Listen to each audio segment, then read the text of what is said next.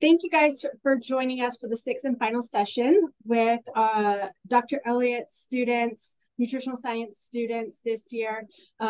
Each year we like to kind of kick off National Nutrition Month in March, where March and April you see some different nutrition topic workshops that they offer us that you all get to participate in some one-on-one nutrition counseling sessions.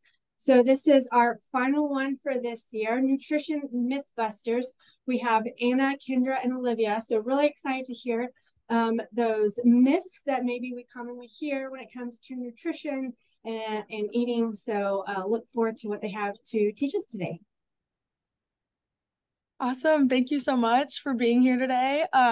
Yes, like she said, today we're going to be presenting on some different myths in nutrition, and just it is no secret that there's lots of information out there about nutrition. And so we're just going to talk about some popular topics and talk about whether they're true or not. So let's go ahead and get started. And here's some objectives for what we're going to be talking about today. And before we get into all the different topics, we actually want to hear first what nutrition information that you have come across recently, because on social media, in the news, in just on the internet in general, other people, there's so much information going around about countless nutrition topics. So we would love to hear what you've heard recently. So go ahead and drop that in the chat, and we'll give y'all a couple minutes or a few seconds to put those in the chat.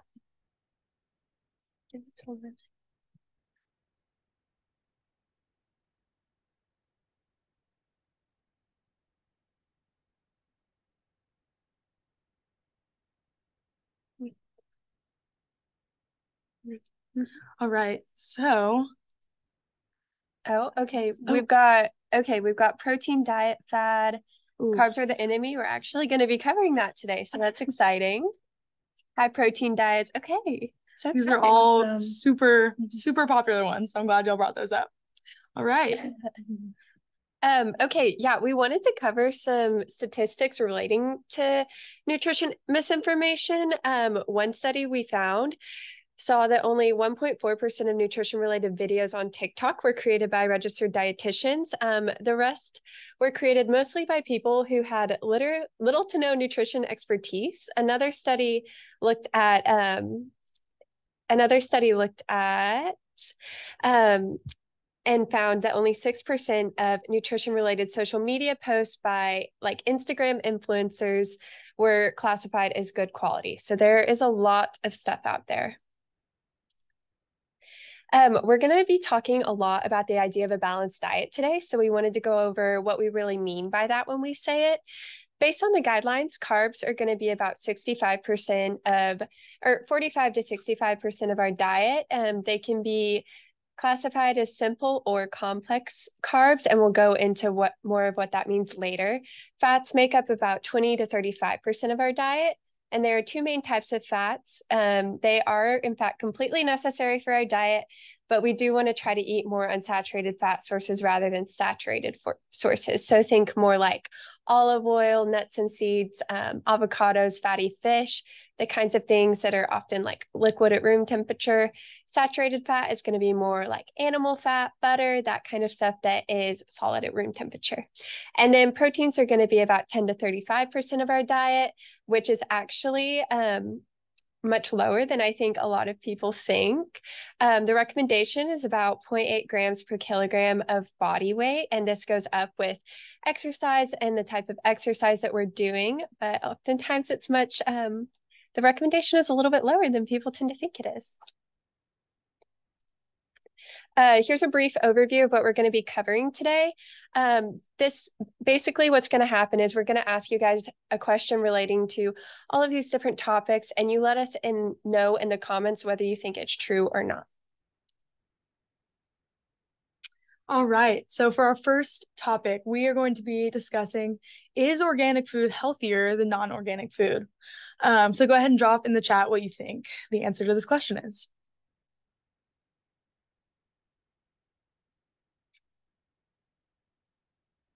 All right, we're seeing some good answers. And the answer is actually a little bit of a trick question.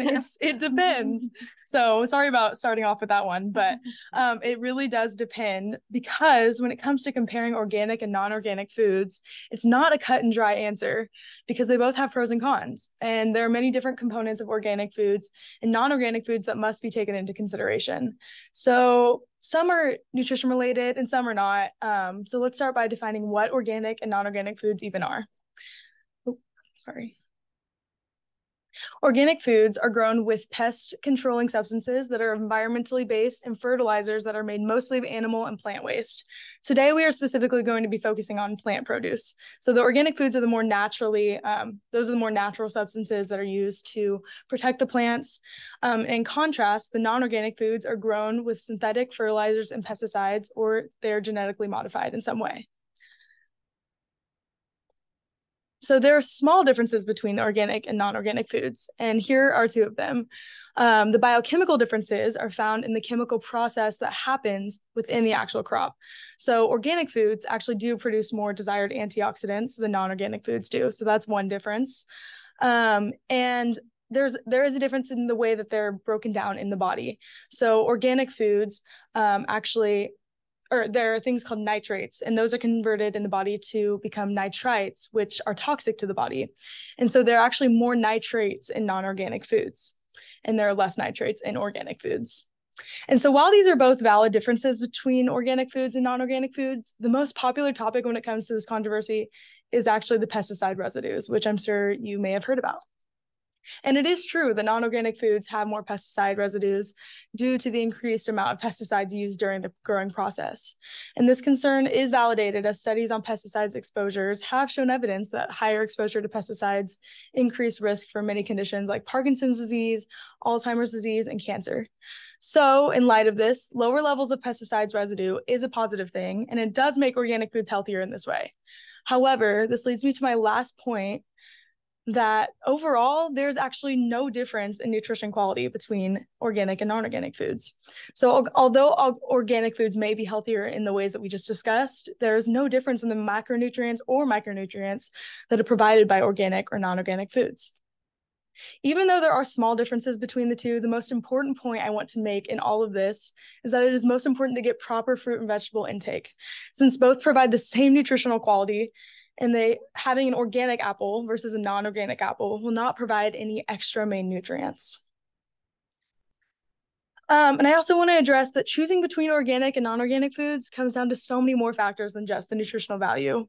These can be things like lifestyle, so you're choosing based on convenience and what you can find in your area, or preference in choosing certain foods, organic or non-organic, because you maybe like the taste better, or price, because organic food is commonly more expensive than the non-organic options. And a big one is values, because there is a common argument for organic food that is concern for the environment and people that work directly in growing these foods that are more directly impacted by the pesticides that are more than even the consumers are. So these are all reasons outside of nutrition that someone may choose to eat organically. So in conclusion, it really does depend. So our next question that we have is, are carbohydrates bad for your health? So just put in the chat what you guys think.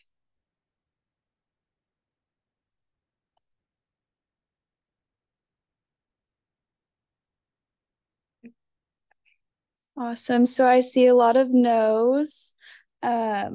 It depends. Yeah. So the answer is, it actually depends. So carbohydrates play a big role in our diets, and it can be both beneficial and detrimental to our health depending on multiple different factors, which we'll go over some of these. So starting off with comparing simple versus complex carbs, simple carbs convert to sugar fast and can spike blood sugar. So these are usually made of simple sugars like glucose, fructose, and galactose. Examples of foods made of simple carbohydrates are things like white bread, pasta, potato chips, refined sugar, candy, and baked goods. Carbohydrate foods that are high in added sugars provide little to no nutrient value. So consuming too many empty calorie foods can lead to nutrient dense and poor dietary quality. But on the other hand, complex carbs break down more slowly, allowing for a more gradual release of energy. And they contain fiber and other important vitamins, minerals, and phytonutrients. So fiber is important because it aids in digestion and promotes satiety. It also helps to maintain healthy bowel movements, and can reduce the risk of chronic disease like heart disease, diabetes, and certain types of cancer. So these are usually made of more complex sugars. Some examples of food made of complex carbohydrates are non-starchy vegetables, such as broccoli, fruit, sweet potatoes, oats, brown rice, beans, and lentils. So these healthy carbs actually play a role in promoting weight loss by providing sustainable energy, helping you feel fuller for longer by slowing down digestion and absorption, regulating hormones, and supporting a better night's sleep. So carbohydrates are the body's main source of energy. They provide fuel for the brain, muscles, and other organs to function optimally. We use carbohydrates to make ATP through glycolysis, and it can be readily available or stored in the liver as glycogen for later use in times of increased energy demand, such as during exercise or when fasting. The AMDR for carbohydrate intake is 45 to 65%. So carbohydrates are supposed to be the main macronutrient of our diet. However, the dietary guidelines recommends limiting calories from added sugars to less than 10% of these total calories. So to answer this question, opt for minimally processed carbohydrates like fruits, vegetables, whole grains, legumes, and dairy products, while limiting intake of refined sugary foods. Balancing carbohydrate sources with proteins, healthy fats, and fiber-rich foods can help stabilize blood sugar levels and promote satiety, as well as support overall health. Thanks, Olivia. Okay, so the next question we have is the keto diet a good fit for everyone? So I'll give you guys a couple seconds to put what you think in the chat. Okay. Guys, thanks for the audience participation.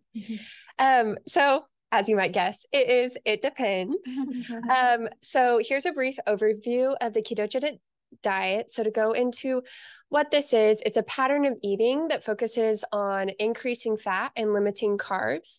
The idea of the diet is to burn fat for fuel, and it's called a ketogenic diet because it creates something called ketones in our body, which are then used for energy. So let's go over aspects of this diet. Originally, it was used to treat epilepsy in children, but in a clinical context, this treatment was only administered with strict overview by both a registered dietitian and a doctor. Even when it was used to treat this disease, it was often only prescribed 2 to 3 years max. We tend to think of carbs as a bad thing, but as we learned in the last question, carbs are actually inclusive of good things like fruits and veggies and whole grains. And so a keto diet can be limiting in these super awesome foods. A lot of times this diet is prized for weight loss, but the truth of it is that carbs and water in our body are stored together.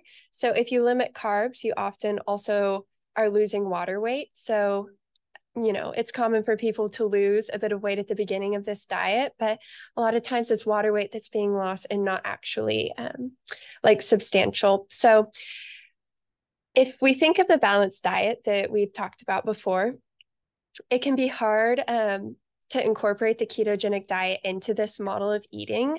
But if someone were to partake in this diet, we would just recommend working with a registered dietitian on it.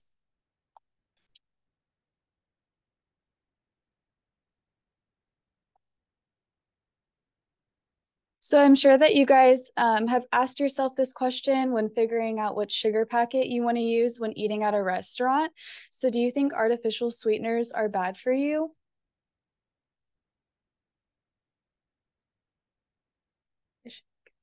Yeah.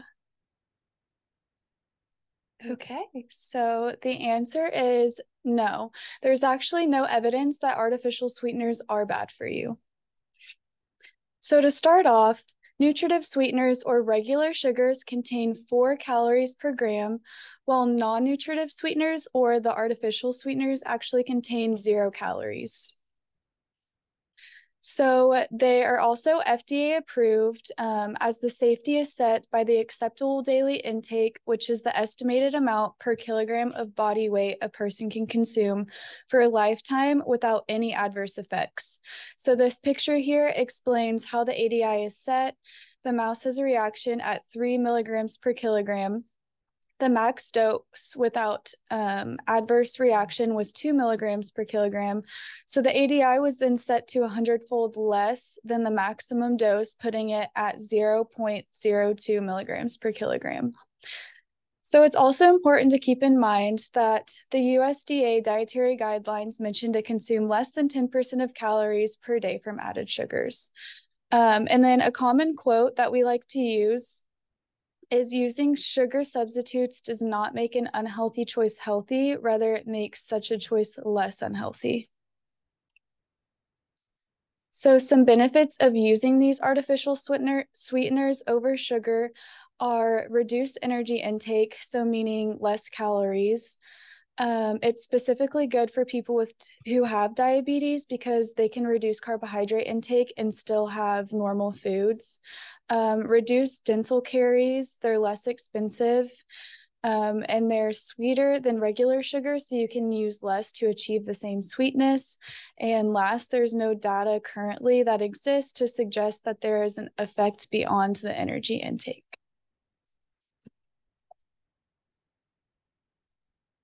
Okay, so the next question is, can supplements replace whole foods? And so to clarify, I'm talking about all supplements, including, multivitamins, supplements for specific vitamins and minerals, as well as like herbal supplements, the whole shebang. Okie dokie. Give a couple more seconds, I guess. Okay. So the answer is no, and this is a really interesting question because a lot of people wonder, like, why would you drink milk if you could just take a vitamin D supplement and a calcium supplement and get the same thing? Or why would you need to eat fruits and veggies when you can get all of the vitamins and minerals you need in a multivitamin? So let's dig into it. The first thing I want to say is that the supplement industry is basically unregulated. So I could literally take grass out of my backyard, put it into a capsule and sell it online, and it would be perfectly legal. In addition, I could say that this magical grass prevents dementia, and likely nobody would crack down on me and say that that's a lie because the supplement industry is largely unregulated.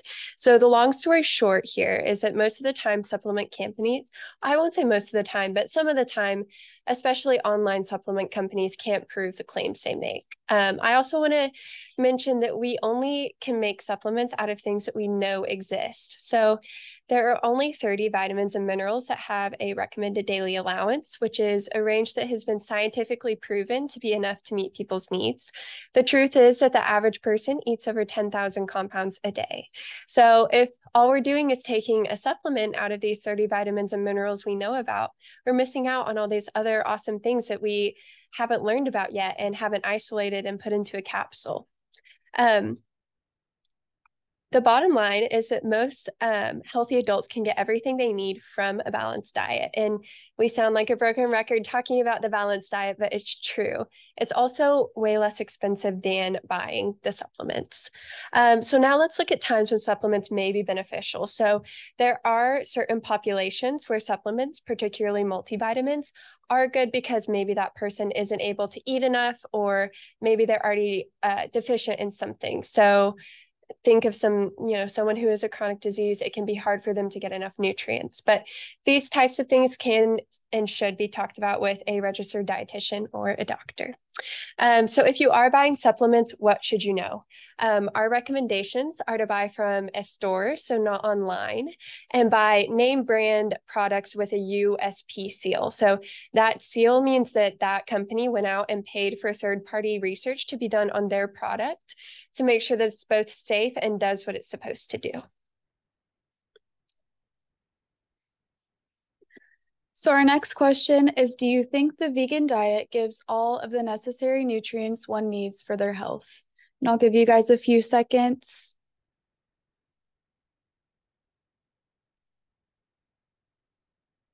Awesome. So the answer to this question is no, at least not without thought.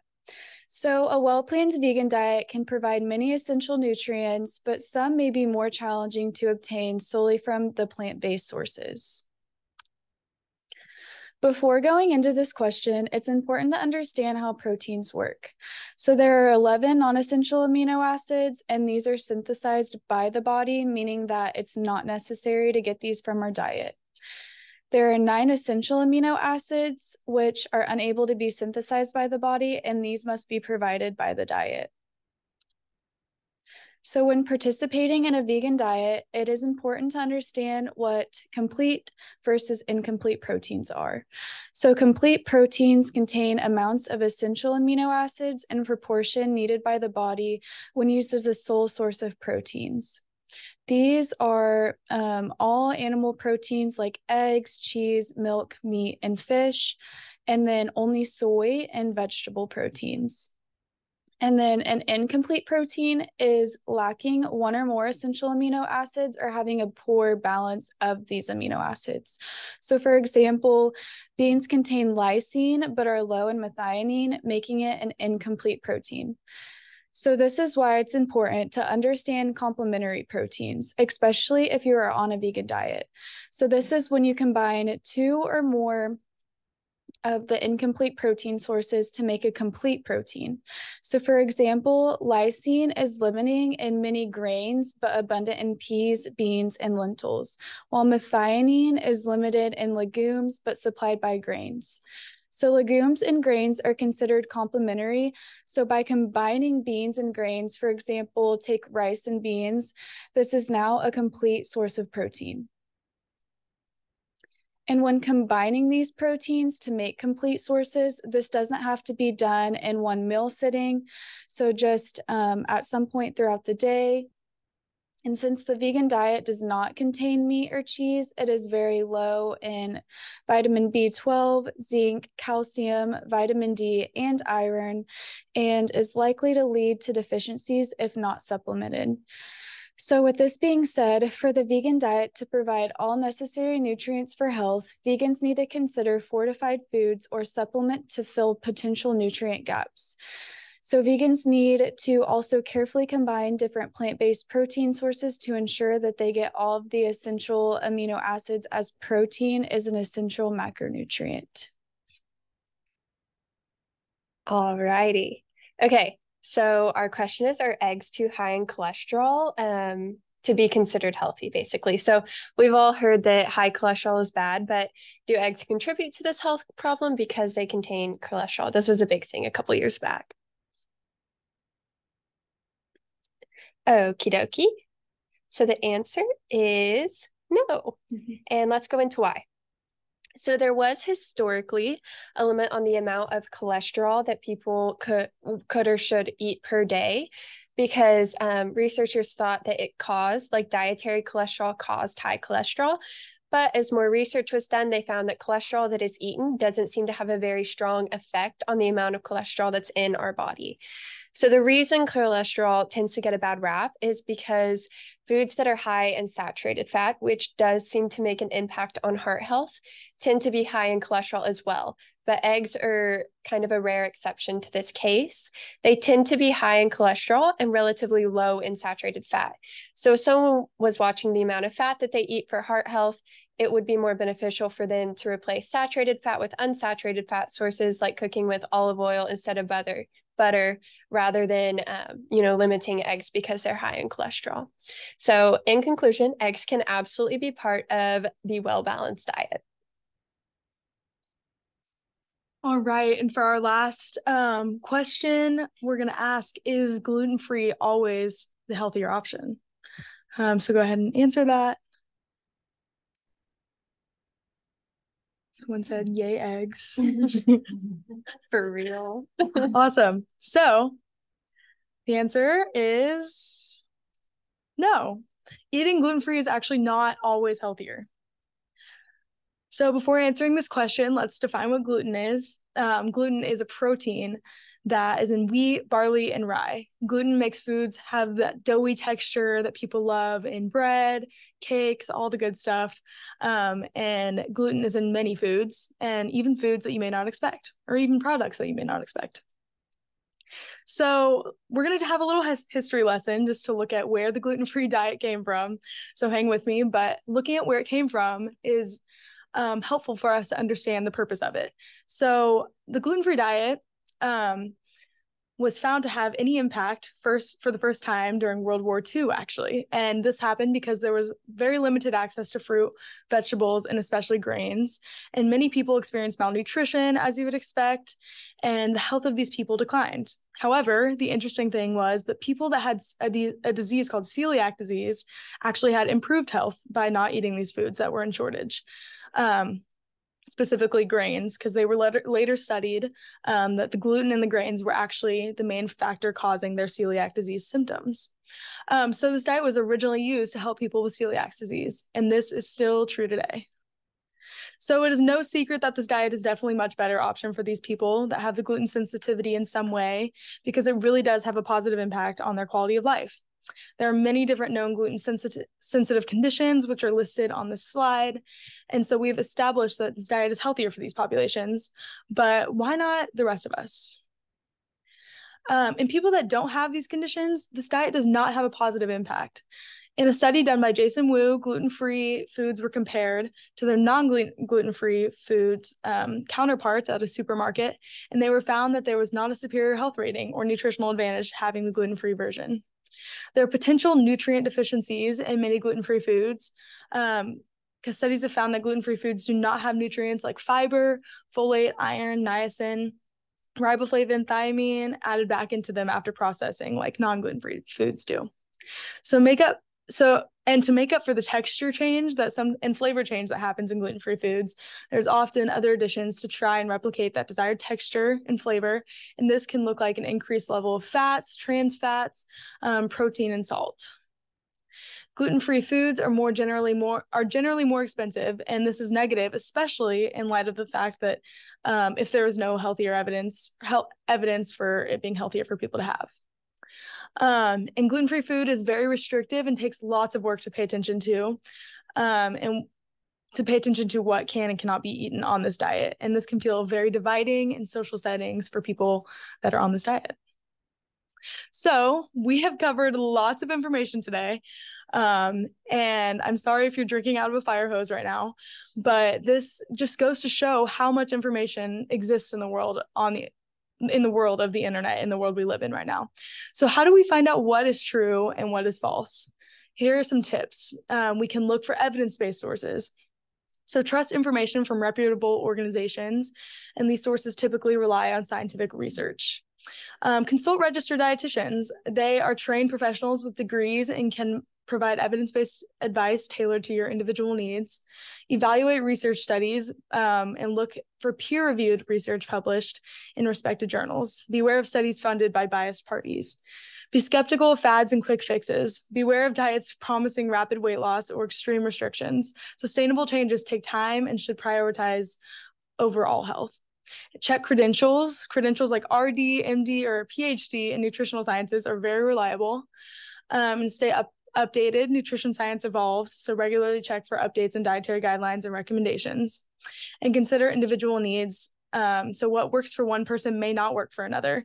Consider things like age, gender, activity level, and health conditions when evaluating dietary advice. So by following these guidelines, you can make informed choices that promote your health and well-being.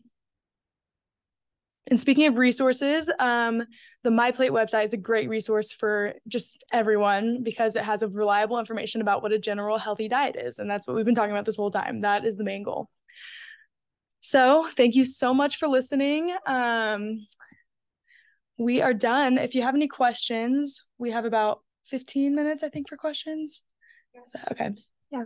And then here are our emails. If you want to email us with any follow-up questions, if we don't know the answer, we can forward them to someone who does. Absolutely, yeah.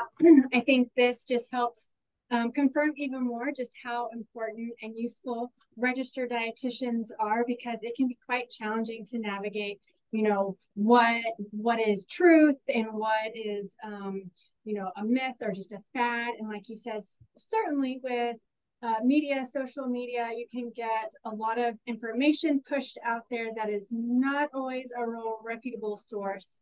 And so trying to kind of sift through that information can be quite a challenge. So that's why registered dietitians are such a great resource to tap into. We did have someone ask, going back to like a plant-based diet, vegan diet. So does this mean that plant-based protein powders are not complete, or do they add things to make it a complete protein? So they add things to make it a complete protein in most sources because they know that vegans are going to need that complete protein. You can always double check to make sure that all the complete protein sources are there, but I would assume that in most reputable brands, they would be there since it would be needed for vegans. Excellent. And I know a lot of times also we see not only a registered dietitian being used, but then a nutritionist. So if you could be helpful a little bit, kind of help us understand the difference between a registered dietitian and someone who is a nutritionist. Actually, this was one of the first things when I took my first nutrition class that they addressed, and it's always stuck with me. A nutritionist, I was told that it is anyone can read a book and call themselves a nutritionist. A registered dietitian is someone that has gone to school and passed an RD exam, and it has the qualifications to have that title. Excellent, thank you. And then someone asked, is the high protein diet effective? Effective, if we're talking effective for health or effective for weight loss, it could be two different things, but I think staying within a reasonable amount of protein is totally fine. Like, people have different preferences depending on their exercise levels or their personal preferences. But I think kind of getting at the meat of the matter is not everyone needs to be on a high protein diet to build muscle or whatever it may be. In fact, a lot of what we've learned is actually that you really only need to increase your daily intake of protein by about 14 grams per day to be putting on muscle. Excellent. And then someone asked about like how to choose or how to help choose between fish and salmon at the supermarket that doesn't have lots of toxins or mercury in them. So, what's the best way when shopping for those, on how we can select the healthiest version in the means of where they have the least amount of toxins and mercury in them. We might need to look into that one a little bit further, but what we do know about fish is most of the recommendations say about 2 servings of fish a week is adequate. As far as making sure that they don't have toxins, 2 servings of fish a week isn't going to be detrimental to your health. If you're getting into the higher servings, it might be beneficial to look into the toxin count, but we can follow up with that with whoever asked that question. Absolutely. And we can see about, as you guys have an opportunity to dig a little deeper in that, to see if we can add that to the follow-up email as well. So absolutely. Great. It looks like that we have addressed the questions that have popped through here. So really appreciate you guys. A lot of great things for us to think about and take into consideration when it comes to healthy eating and trying to have sift through a lot of that information out there. So thank you so much, and appreciate your time and information today. Thank you. Thank you. We appreciate you guys coming.